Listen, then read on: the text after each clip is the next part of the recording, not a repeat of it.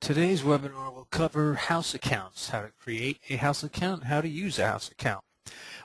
Let's start off by saying, what is a house account? Excuse me. A house account is an account where a member can charge goods or services to that account, and you will bill that account at the end of the month, kind of like a tab that you would have at the local deli. Say, Bob, put it on my tab, and then at the end of the month he adds up your tab and you charge him for everything that he charged during the month on his tab. If you want to view this video in full screen, please press Alt-Enter on your keyboard or double-click in the center of your screen if you are viewing this with Windows Media Player.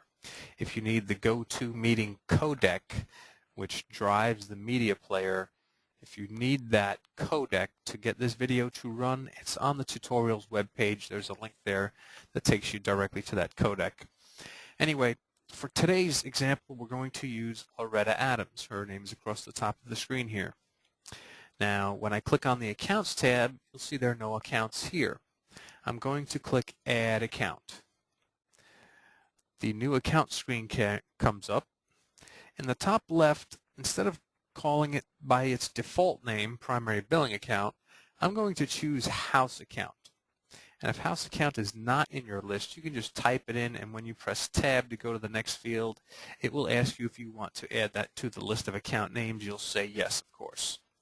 The payment method on the account can be anything. For today, I'm going to use, actually, I would use cash normally, and that's what most people use. That allows people to pay off that account with any payment method they want. Cash, check, or charge at the end of the month. You're just going to say, oh, your balance is $210. How do you want to pay today? And they'll just pay it off through point of sale as a payment on account, similar to your billing accounts.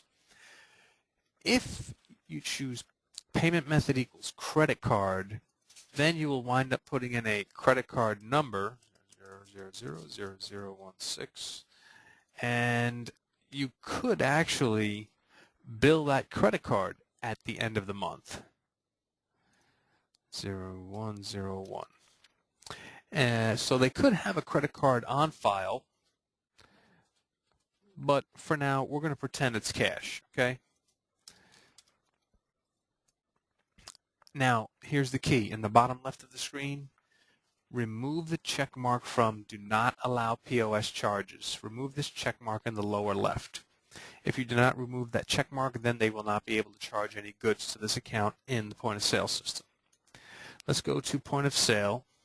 We're going to ring up a metrics bar, return to categories, ring up a water, and let's do miscellaneous. She needs a towel fee today, and daycare. Her total is $750. I'm going to click on payment as you normally would. At this point, you will click on Account. If the member did not have an account, a message will come up and say this member has no accounts. But when we click on it right now, a window comes up showing her name, the account name, the type of account that it is. You can click anywhere on this blue line and it will just select that account behind the scenes. Now, being she has no money on this account, there's a message that pops up in QuikCheK, and it does warn you.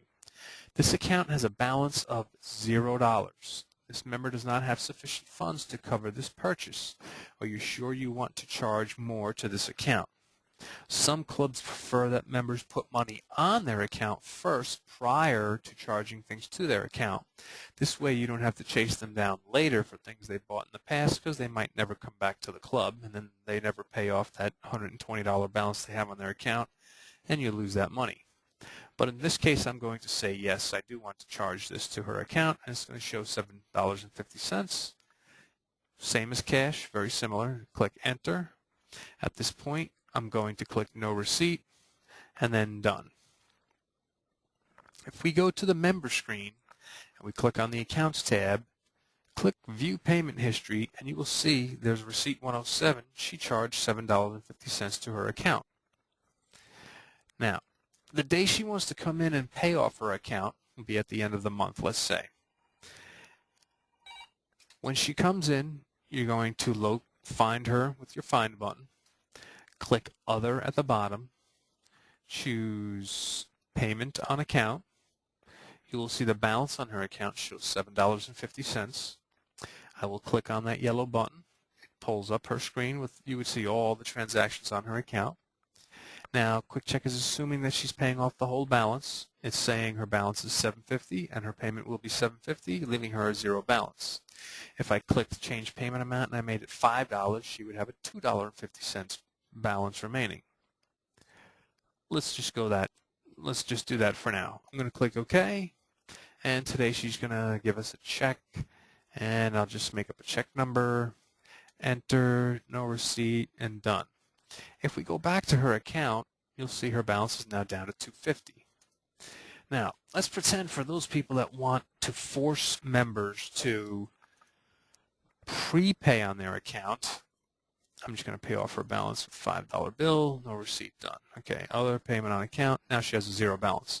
For those people that want to force members to put money on their account before they charge anything, you're going to come the same route. Even though it has a zero balance, you will click on the account anyway. Now, how much are they going to put on the account? If they're going to put $20 or $50 or $100 on the account, you would click change payment amount, because right now it sees a balance of zero, so it assumes the payment is zero. So in this case, we're going to force them to put $20 on the account. I'll click OK. How did they pay me today? They gave me $20 in cash. No receipt. Done. Now, if you go back, you'll see she has a $20 credit balance on her account. So this time around, being she prepaid money onto her account that she can use up, this time when she goes to buy, let's say, we don't want to buy a 10-pack. Let's do a T-shirt for $10.95, and we'll do a water. So it's $11.95 total. When I click on payment, I click account, select her house account. It's telling us $11.95 will be charged to her account. Do you recall now that the message did not come up that this member does not have sufficient funds, because it sees that she does have a $20 credit balance on her account. So at this point, it let us charge that to her account. And if we go back to look at her balance, she's down to $8.05. So she still has $8.05 to pay throughout the month before that insufficient funds message starts or begins to show up on the screen. That's about it for house accounts. It's pretty simple. Add the account on the member screen. Just don't forget, when you're adding the account, don't forget to remove this check mark in the lower left, do not allow POS charges. If you do not remove that, like I am doing right now, when I go back to point of sale, we bring up a water payment, click on account, there's no accounts to select. Okay, so make sure you remove do not allow POS charges. Pretty simple. That's it for today's lesson. Have a great week.